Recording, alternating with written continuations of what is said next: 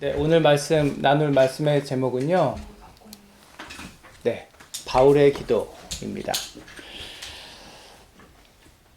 가끔 제 삶의 이야기를 나눌 기회가 있을 때 제가 이런 이야기를 하곤 합니다. 어떤 사람들은 20대 청춘으로 돌아가고 싶다, 돌아갈 수 있으면 좋겠다라고 말하지만 저는 싫습니다.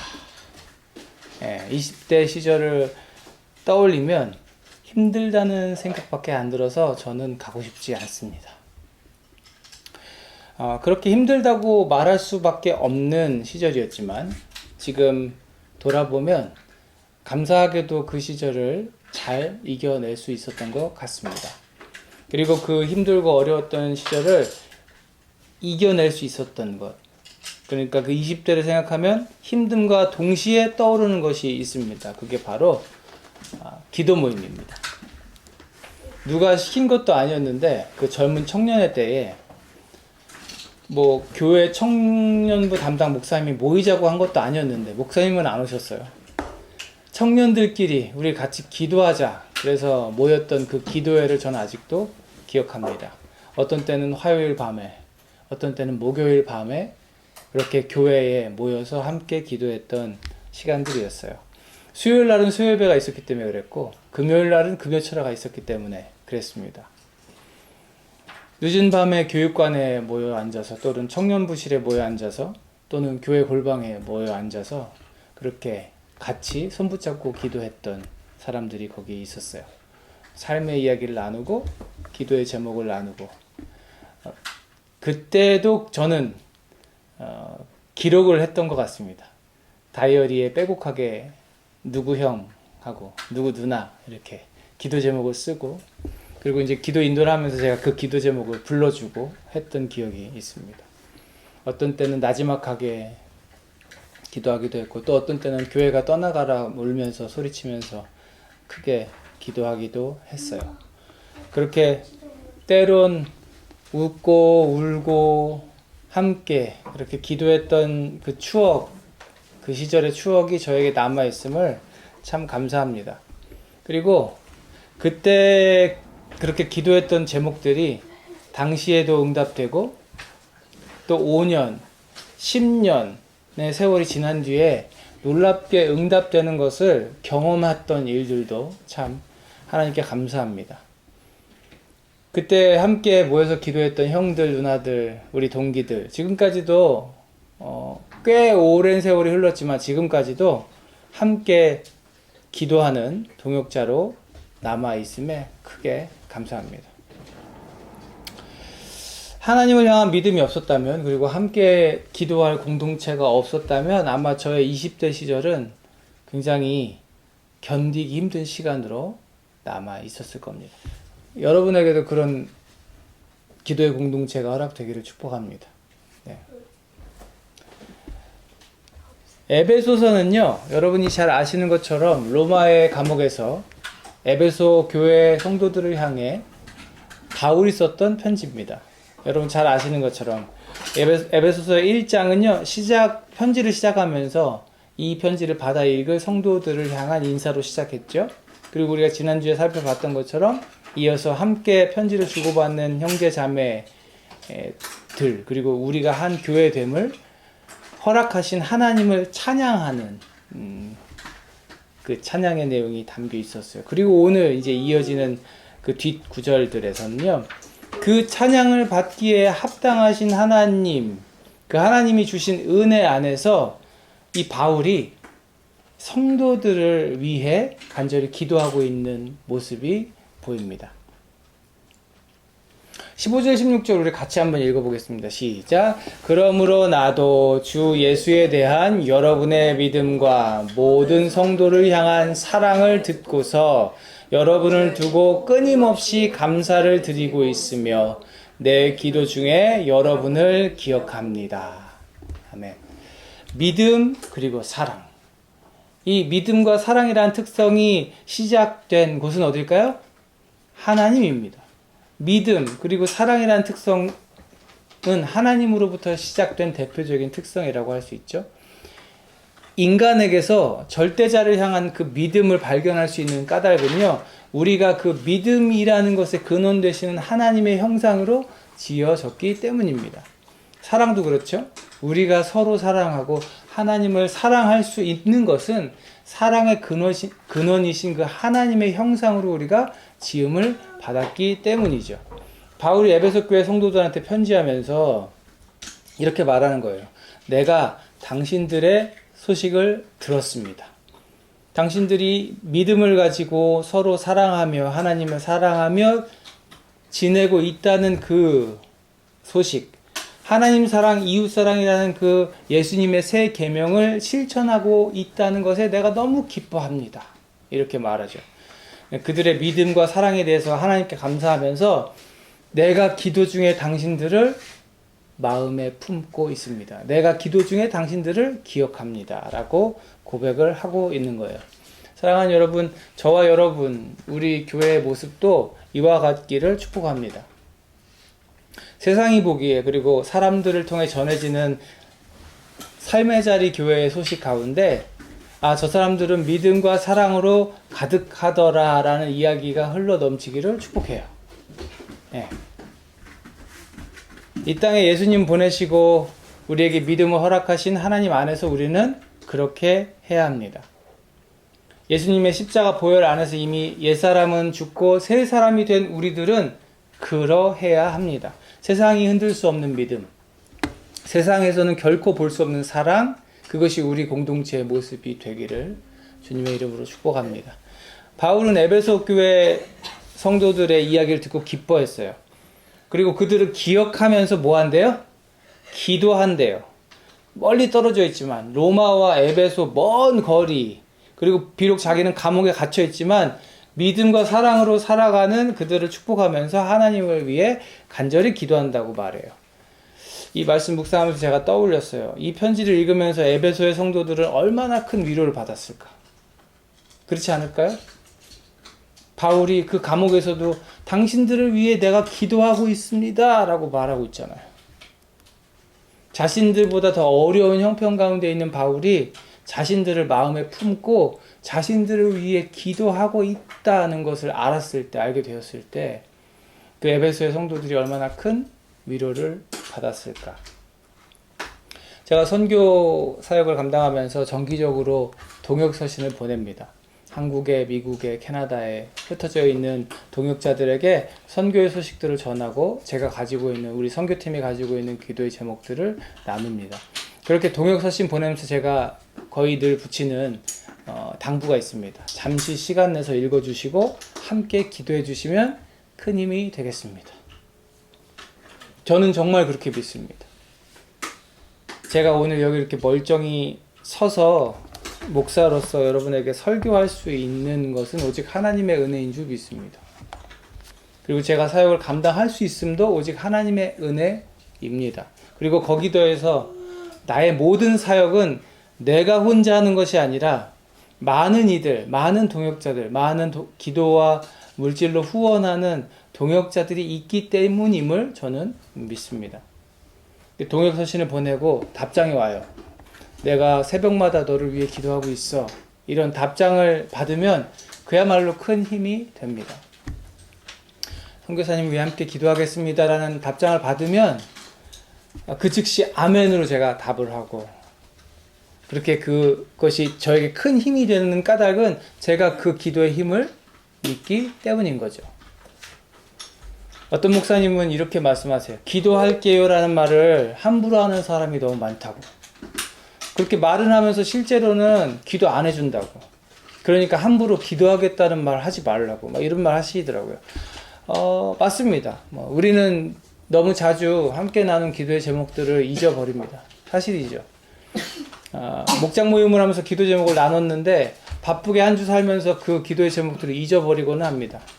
그래서 저는 가급적이면 그 기도 제목을 나눌 때 그 자리에서 즉시 기도하려고 애를 씁니다. 그리고 잊지 않으려고 휴대폰에 메모도 하고요. 또 어떤 때는 기도 부탁한 사람을 위해서 시간을 정해서 휴대폰에 알람을 매일 맞춰놓고 그 시간이 되면 그 즉시 기도하기도 합니다. 우리가 잊어버리는 건 맞아요. 잊어버리지 않을 수는 없지만 잊지 않으려 노력하는 게 중요하죠.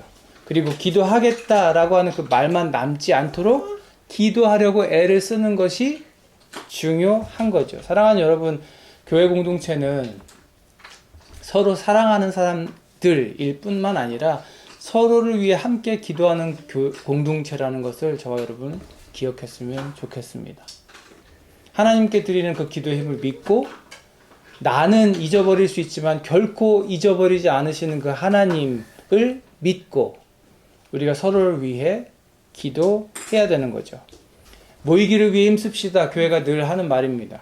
모이기를 위해 힘쓰는 만큼 서로를 위해 기도하기를 위해서도 힘써야 합니다.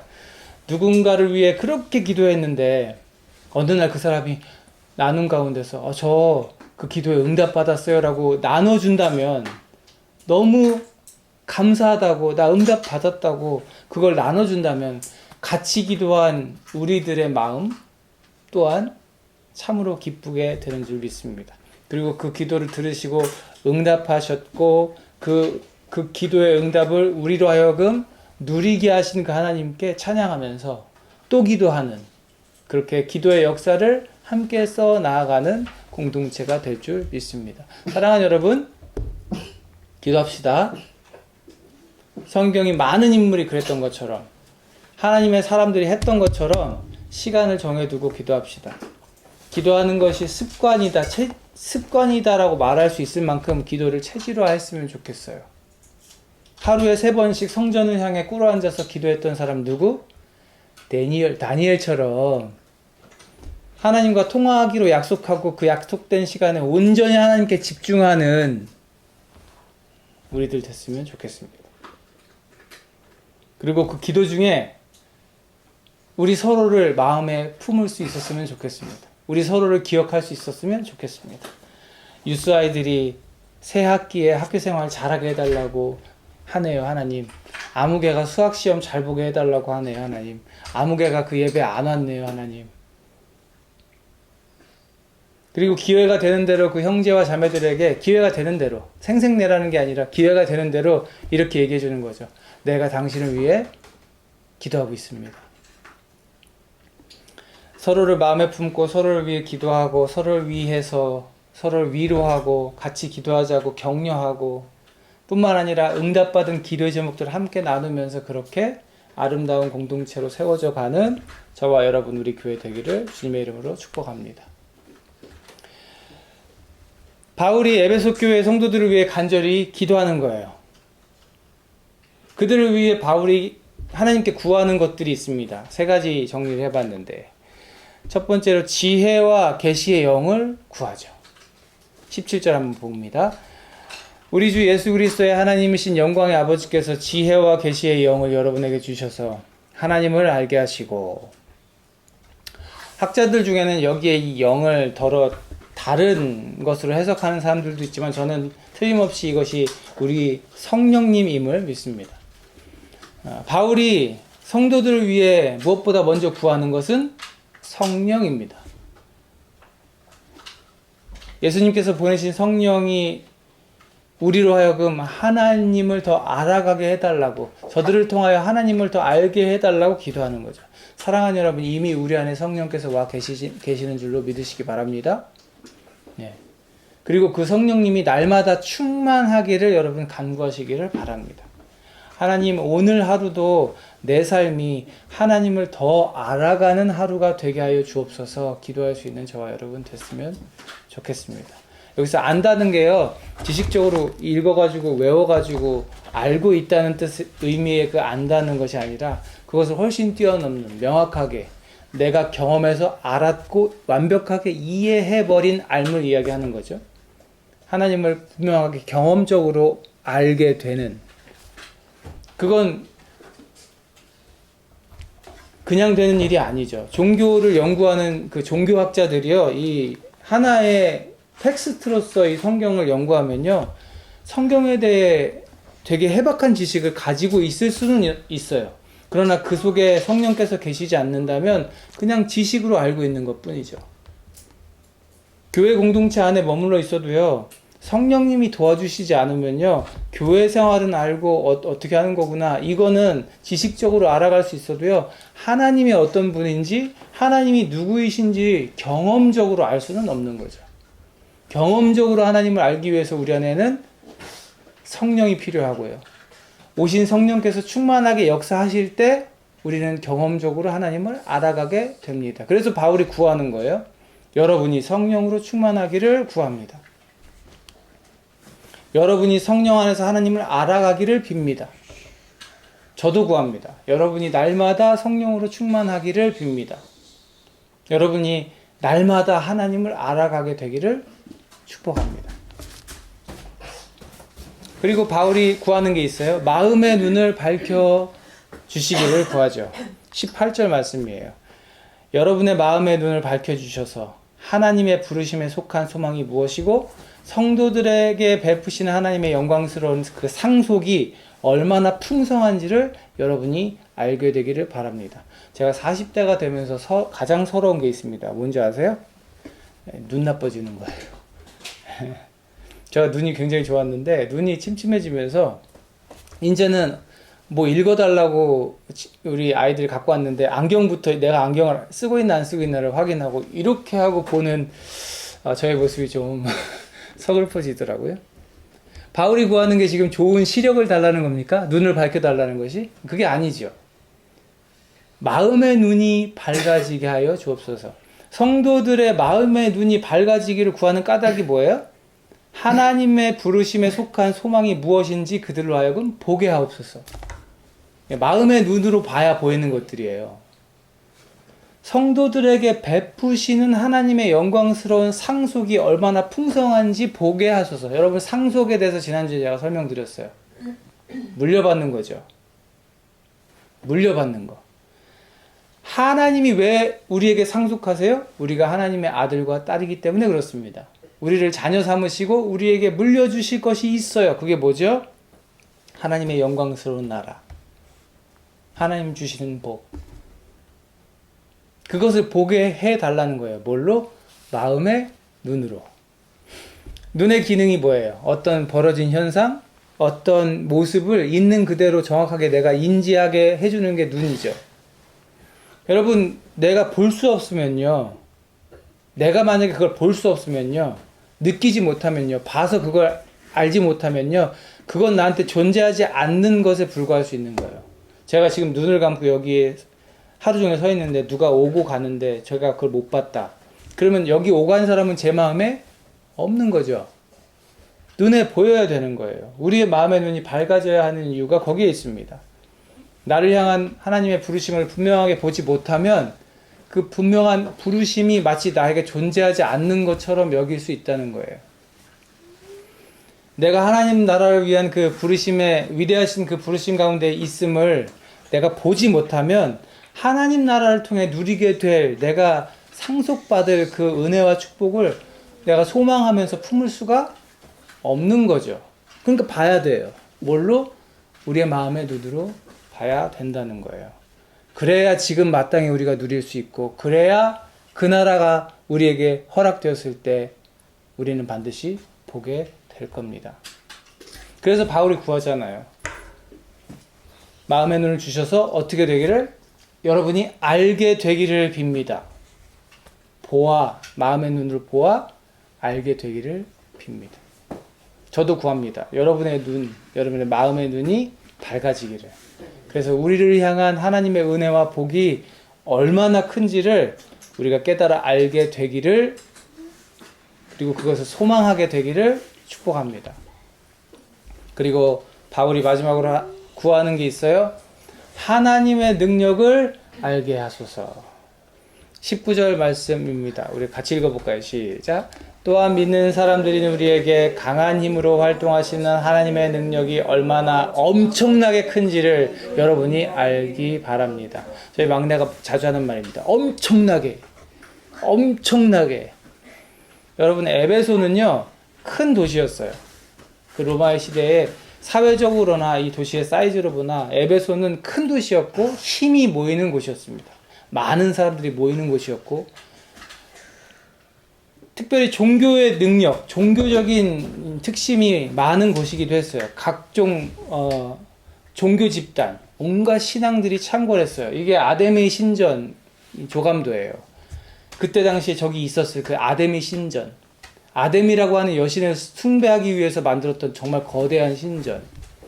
그리고 그 안에는 지금 가면 볼 수 있는 거거든요. 아데미 여신상이거든요. 이 아데미 여신상 되게 웃기게 생기지 않았어요? 이 여기 달린 게 뭔지 아세요? 여성의 가슴이에요. 그러니까 풍요로운 것의 상징인 거죠. 에베소 사람들은요, 소위 마술사, 그리고 그 마술들을 믿었어요. 그리고 세상에서 무슨 일을 일으키는 능력, 사람이 많이 모였다고 그랬잖아요. 그러니까 세상의 능력을 믿는 사람들이 많았습니다. 부와 건강을 얻는 능력에 관심이 많았고요. 정치적으로나 종교적으로나 능력 있는 통치자들, 권세자들이 이 에베소를 압도하고 있는 거예요. 그러니까 바울이 에베소에 보내는 편지 안에서 바울이 그들로 하여금 알게 하여 달라고 하는 힘은 다른 것인 거죠. 뭘까요? 에베소 교회 성도들은요, 진정한 능력에 대해서 바르게 알 필요가 있었습니다. 바울이 기도하는 성도들이 알기를 원하는 하나님의 능력이 뭘까요? 하나님께서는 이 능력을 그리스도 안에서 발휘하셔서 그분을 죽은 사람들 가운데 살리시고 하늘에서 자기의 오른쪽에 앉히셔서 모든 정권과 권세와 능력과 주권 위에, 그리고 이 세상뿐만 아니라 오는 세상에서도 일컬을 모든 이름 위에 뛰어나게 하셨습니다. 하나님이 만물을 그리스도의 발 아래 굴복시키시고 그분을 만물 위에 교회의 머리로 삼으셨습니다. 바울이 저들에게 있기를 원하는, 저들이 보기를 바라는 하나님의 능력이 뭐라고요? 죽은 자를 살리시는 능력. 예수님께서 죽음을 이기시고 부활하신 그 첫 열매 되었음을 믿게 해달라는 거예요. 그걸 보게 해달라는 거죠. 온 세상 사람들이 가장 두려워하는 게 뭡니까? 죽음이에요. 죽음을 두려워하지 않는 사람들이 없죠. 그러나 우리는 어떻게 해요? 믿는 우리들은 그 죽음을 두려워하지 않습니다. 그 죽음 뒤에 기다리고 있는 우리의 상급을 알기 때문이죠. 온 세상 사람들이 두려워하는 그 죽음조차도 하나님 앞에서는 힘을 잃는다는 것을 예수님께서 보여주신 거죠. 그리고 그 능력이 온 세상의 권력과 힘으로도 할 수 없는 가장 그 위대한, 아주 거대한, 엄청나게 강력한 능력이라는 것을 바울이 이야기하고 있어요. 세상을 창조하신 하나님께서 독생자를 보내셔서 모든 죄의 문제를 해결하셨고 죽음을 이기시고 부활하신 그 예수님을 믿는 믿음 안에서 우리에게 영원한 허락을 주실 만큼 강력한 능력의 그 하나님을 알게 해달라는 거죠. 누가? 저 성도들이. 믿는 자들이 그걸 알게 해달라고. 세상의 권력, 세상의 능력 말고 하나님의 능력을 보게 해달라고 기도하는 거예요. 여러분, 놀이동산에서 엄마 아빠 손을 양쪽에 붙잡고 서 있는 아이만큼 당당하고 힘찬 사람이 또 있겠습니까? 다른 거 의지하지 않고 세상에서 가장 든든한 백인 엄마 아빠 손을 붙잡고 놀이동산에 들어가는 아이만큼 신나는 얼굴이 또 어디 있겠습니까? 그 아이처럼 저와 여러분도 다른 세상의 능력 의지하지 않고 세상에서 가장 든든한 백이 되어주시는 하나님을 의지해서 오늘도 험악한 세상 가운데서 신나게 살아가는 저와 여러분 되기를 주님의 이름으로 축복합니다. 이제 말씀을 정리하면서 다시 맨 앞절로 돌아갑니다. 15절 같이 읽어봅니다. 그러므로 나도 주 예수에 대한 여러분의 믿음과 모든 성도를 향한 사랑을 듣고서, 그러므로 개역 성경에서는요, 이로 말미암아라고 번역을 하고 있는데요. 이 말이 뭐예요? 이 앞에 내용이 있고 이러저러 하니까 그러므로 나는, 그러니까 앞에 내용이 있어야 뒤에 내용이 나오는 거예요. 지난주에 살펴봤던 본문의 제목, 설교 제목 뭐예요? 감옥에서 들려오는 찬양이잖아요. 그러므로 왜 찬양했어요, 바울이? 그리스도 안에서 하늘에 속한 신령한 복을 우리에게 주신 하나님을 찬양합시다. 나만 받은 게 아니라 우리 모두가 받은 그 복을 주신 하나님을 찬양하면서 그 복의 근원이자 주권자이신 하나님께 기도할 수밖에 없기 때문에, 그러니까 그러므로가 이런 뜻이에요. 하나님을 찬양할 수밖에 없잖아요. 그러니까 저는 하나님을 찬양하며 기도합니다. 복 주신 그분이 계시잖아요. 그러니까 난 기도합니다. 여러분을 위해. 사랑하는 여러분, 우리를 택하시고 부르시고 믿음 주신 하나님께 감사합니다. 그리고 우리의 주인 되신 하나님께 우리도 바울처럼 기도했으면 좋겠습니다. 전혀 새로운 거 구하는 거 아니죠. 이미 하나님께서 이 땅에서 이루신 일, 예수 그리스도를 통해서 성취된 그 일, 성령님으로 인해서 여전히 우리 가운데 행하여지고 있는 그 일, 그 일을 믿고 기도하는 거예요. 모든 것의 주권자, 주인이신 하나님을 믿고 그렇기 때문에 기도하는 거예요. 주에 보내신 성령께서 우리에게 역사하여 주옵소서. 또 뭘 구했어요? 우리의 마음의 눈을 열어 주옵소서, 밝혀 주옵소서. 그리고 또 뭘 기도해요? 세상에 서 있지만 우리가 누구의 능력을 보게 하소서? 하나님의 능력을 보게 하소서. 이 모든 기도가 저와 여러분을 위한, 나를 위한 기도일 뿐만 아니라 누구를 위한 기도 되게 하라고요? 나의 형제 자매들을 위한 기도가 되게 하라고. 나의 형제 자매들을 마음에 품고 그들을 위해 기도하라고 이 시간 도전합니다. 사랑하는 여러분, 시작된 한 주가 기도로 가득하기를 축복합니다. 우리에게 허락된 삶이 최선을 다해 함께 기도하는 날들로 채워지기를 축복합니다. 하루하루가 가고 있어요. 오늘이 가장 젊은 날이래요. 저희 어머니가 그랬습니다. 오늘 하루를 즐겁게 살면서 응답하실 주님께 기도하고 응답하신 주님께 감사하며 서로를 위해 기도하며 그 서로를 위한 기도 소리에 힘을 얻고 위로를 얻는 우리 교회 공동체 되기를 주님의 이름으로 축복합니다. 기도하겠습니다. 하나님 감사합니다. 옥중에 간절히 기도했던 바울의 모습을 통해 우리가 큰 도전을 받습니다. 전능하신 하나님을 믿고 의지하며 그 어렵고 험악한 상황 가운데서도 하나님을 의지하여 형제 자매들을 위해 그들을 마음에 품고 기도했던 바울처럼 저희도 이 땅에 살아가지만 전능하신 하나님을 믿고 의지하며 기도하기 원합니다. 우리의 모든 것을 들으시고 응답하실 주님을 기대하며 기도하겠습니다. 우리의 형제와 자매들을 위해 간구하겠습니다. 그리고 응답하신 주님께 감사하며 그 응답의 감사를 나누겠습니다. 그 삶이 우리로 하여금 하나님을 알게 하는 귀한 삶 되게 하여 주옵소서. 이제는 우리 구주 예수 그리스도의 은혜와 아버지 하나님의 무한하신 사랑하심과 성령님의 내주 감화 감동 교통하심이 바울처럼 예수님처럼 이 땅 가운데 기도하기를 간절히 소망하며 하루하루를 기도로 채워가겠노라고 결단하며 다짐하는 여기 모인 사랑하는 주의 백성들 머리 위에 이제로부터 영원토록 함께 하시옵기를 간절히 축원하옵나이다. 아멘.